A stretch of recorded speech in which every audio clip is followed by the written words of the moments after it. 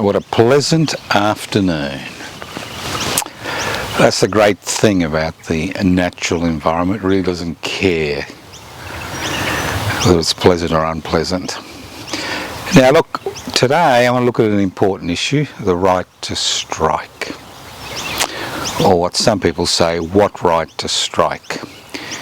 The beauty of living in the land of opportunity and milk and honey is that it's based on a lot of myths, misconceptions.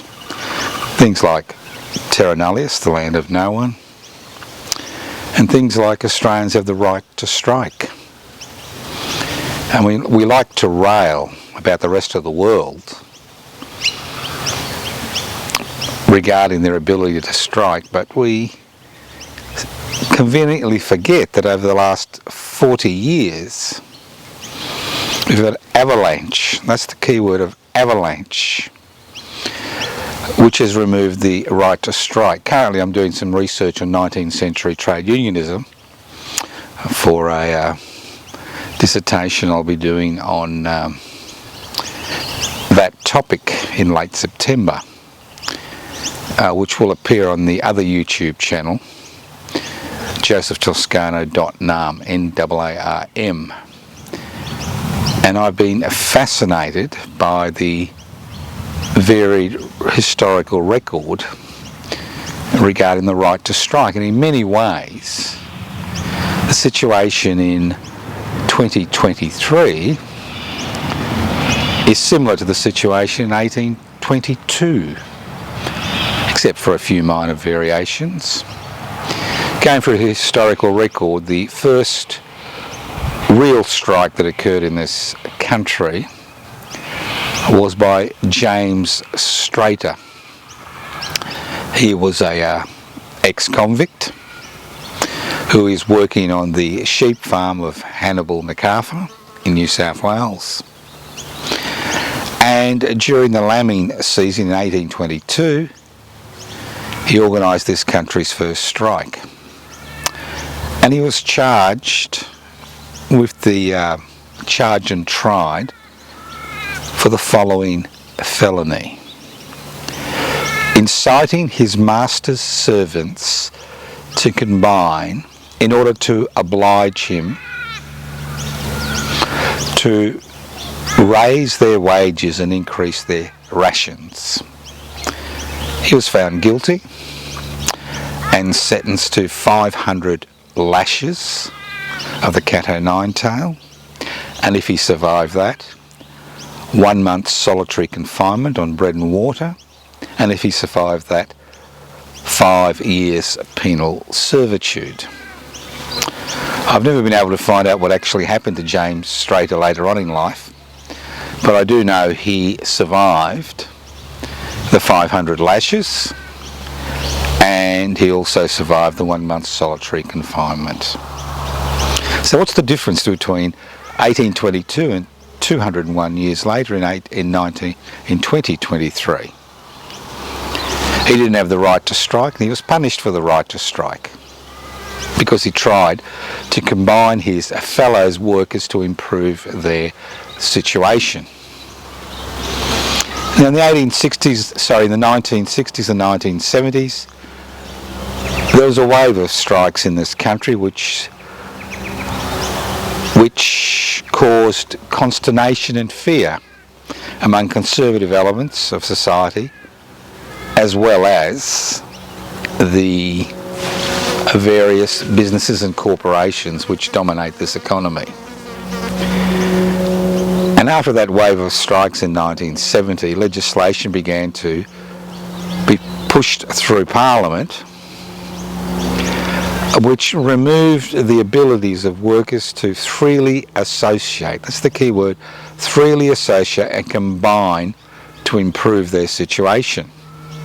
And it's quite interesting that in 2023 we hear economists saying the economy is not following the usual pattern. Why aren't wages going up? Why aren't wages going up when there's a shortage of labour? Normally that's what happens. If there's a shortage of labour, wages go up. After the Black Plague in medieval Europe and Asia, What happened was there was a gross shortage of labour because over 50 to 60% of the population had died. And conditions for people on the estates, the medieval serfs, improved dramatically. But in 2023, we have the ludicrous situation of workers' wages falling below the level of inflation, while CEOs' wages have increased double the inflation rate, 15% over the 12 months, and at record high interest rates as well as record high rents and inflation. So why? Why are there no strikes in Australia in 2023? Occasionally we hear of a protected industrial activity during enterprise bargaining agreement period, which has been ticked off by the Fair Work Commission after a series of votes by workers. This is what's called protected industrial action. Well, a number of things have occurred in the last 40 years, which even my friend the Fly here knows about, and these revolve around government regulation. The state stepping in to remove the right to strike, the right for workers to bargain collectively. And there are extraordinary penalties, and we've seen these penalties applied. And we've seen every trick in the book being used to destroy what was left of the trade union movement. Because unfortunately, in 2023, people have forgotten that most, if not all, of the things they take for granted, like wage increases, sickness pay, holiday pay, annual leave, maternity leave, paternity leave, and the list goes on, are due to hundreds of thousands of millions of Australian workers over the last 200 years taking action to combine. And that's the key, to come together, to combine to improve their situations. In 1822 it was about improving rations and increasing rations. In 2023 it's actually having enough income to pay the essentials of life. So what is this legislation? Well, the first piece of legislation which was brought in was designed to break the back of the trade union movement. In the 1970s, almost 50% of Australian workers were in some type of union. In 2023, it's about 19.5 to 20%, and most of them are in the public sector at the state and federal level. And as far as it comes to private enterprise, union membership is less than 11%. In some cases, it's nil. Well, those rights that unions had have been whittled away. The right to hold a picket, the right to hold an occupation, the right to withdraw your labour, the right to go on a work site to recruit workers and speak to workers. All these rights have been legislated away. And on top of that, in the 1980s and 1990s, we saw the introduction of legislation which led to a flood of overseas workers in this country. Not a flood of immigration, but a flood of workers on temporary work visas who were basically brought across for two reasons. One, to create a pool of cheap labour in the country, and two, to create a pool of cheap labour that wasn't unionised. So it acted as direct competition with Australian workers. And just before the COVID-19 pandemic hit in 2020, 1 in 7 Australian workers were on temporary work visas. Most with no hope of ever becoming permanent residents, let alone citizens. So we had that introduction. Then we had an introduction of a slew of legislation which penalised workers for organising and combining to improve their situation. For example, under the current industrial relations laws, workers can be fined individually, and it has occurred in West Australia, $10,000 a day for every day they take part in unauthorised industrial action. $10,000 per day.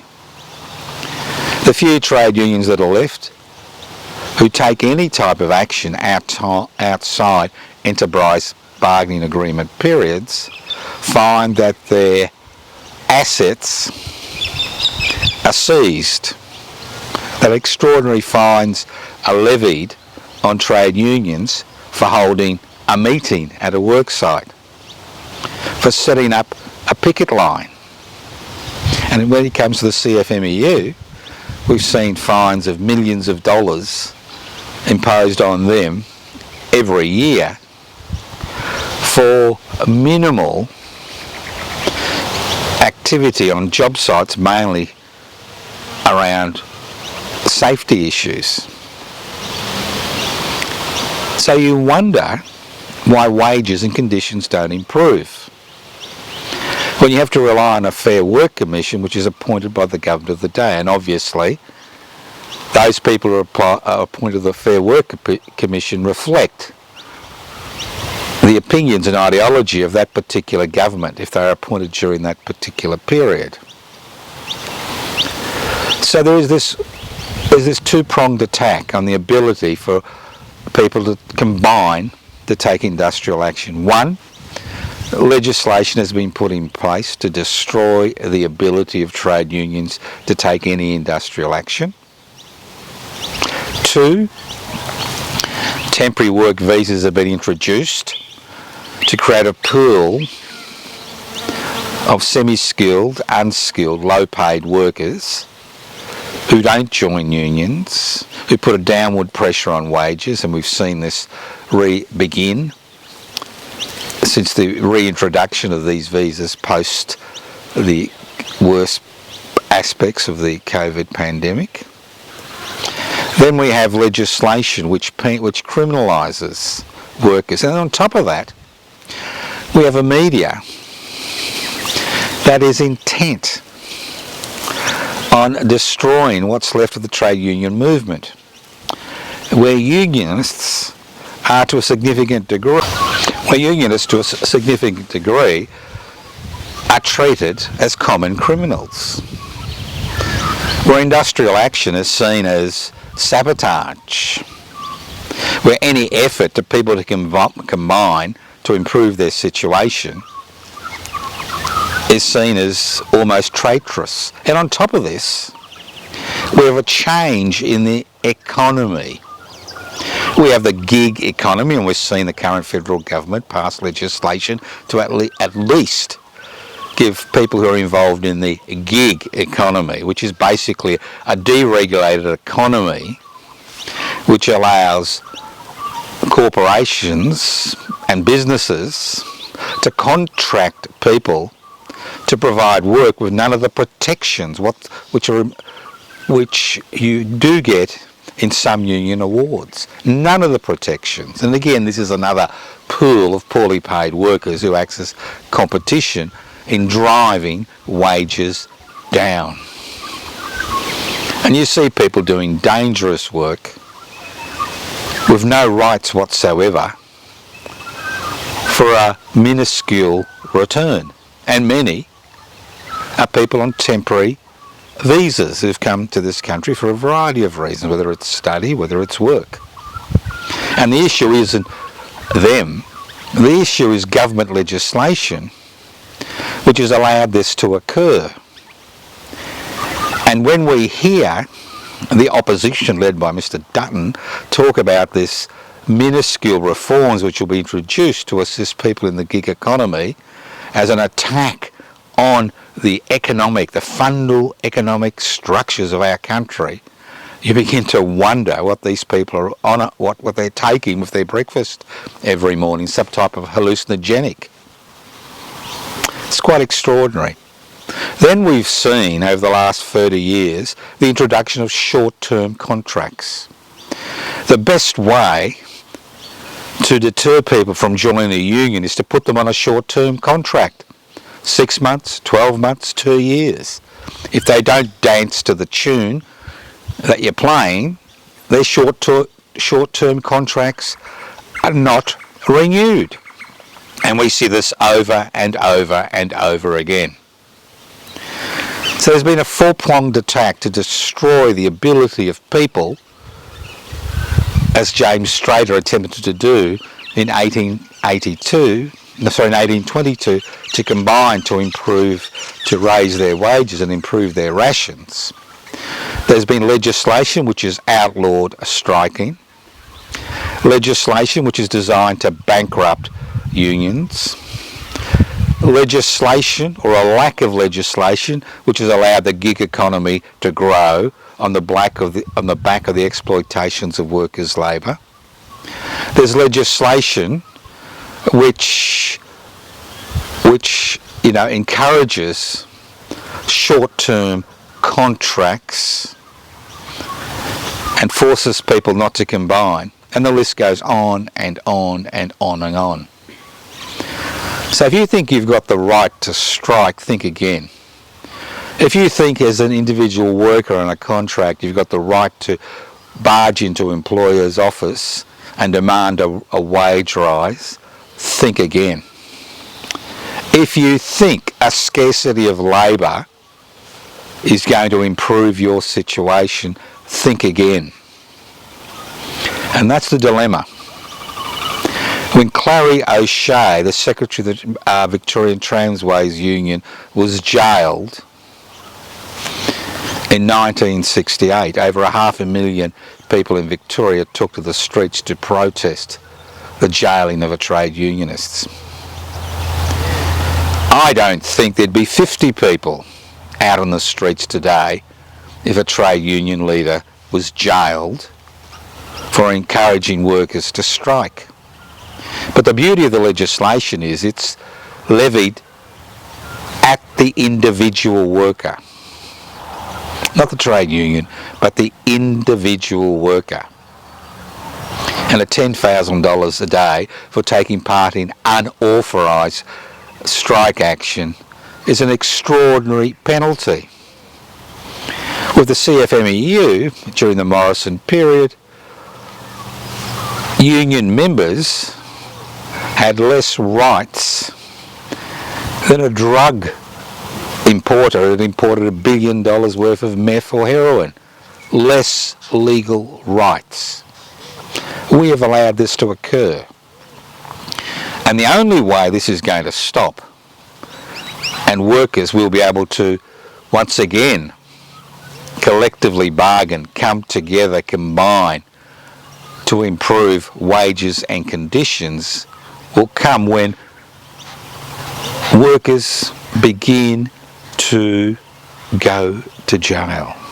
That's right, go to jail.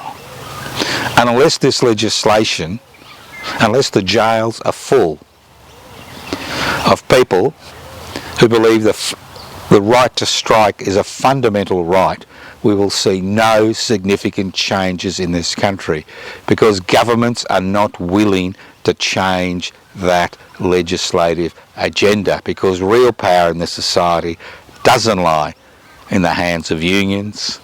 It doesn't lie in the hands of the parliamentary puppets. Real power lies in the hands of the 1% that own the means of production, distribution, exchange and communication, assisted by a corporatised media which has criminalised the ability of people to come together to improve their wages and conditions.